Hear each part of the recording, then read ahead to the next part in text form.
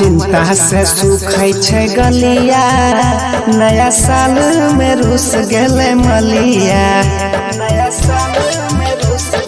रे भाई हमर चिंता से सूखै छै गलिया, नया साल में रुस गेले मलिया। कैसे बिकन कमानी कौनो बात ना बनी, सुख के मुरझाई गेले रे फूलल कलिया। हमर चिंता से सूखै छै गलिया, नया साल में रुस गेले मलिया। हमर चिंता से सूखै छै गलिया, नया साल में रुस गेले मलिया।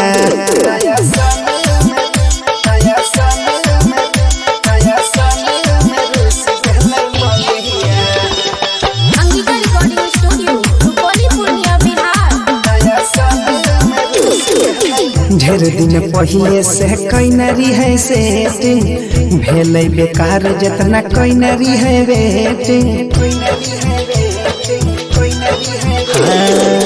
ढेर दिन पहिले से कैनरी है सेटिंग, भेलै बेकार जितना कैनरी है वेटिंग। देखिए कर चलन हमर निकलै छै दम, अब त टेंशन के ढुवै छी हम डलिया।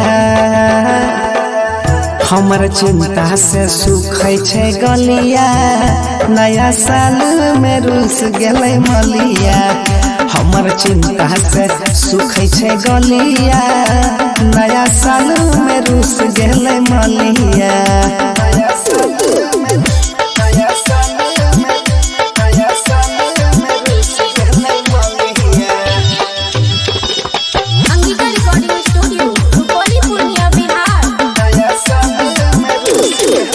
भैया दिल खुश कुछ पाए तो बताव, हमर मलिया के नहीं तो तू ही समझाव। समझाई भैया दिल खुश कुछ पाए तो बताव, हमर मलिया के नहीं तो तू ही समझाव।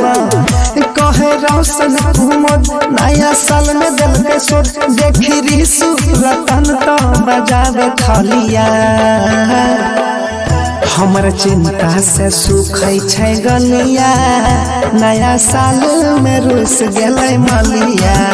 हमर चिंता से सुखता है गलिया, नया साल में रुस गेले मलिया।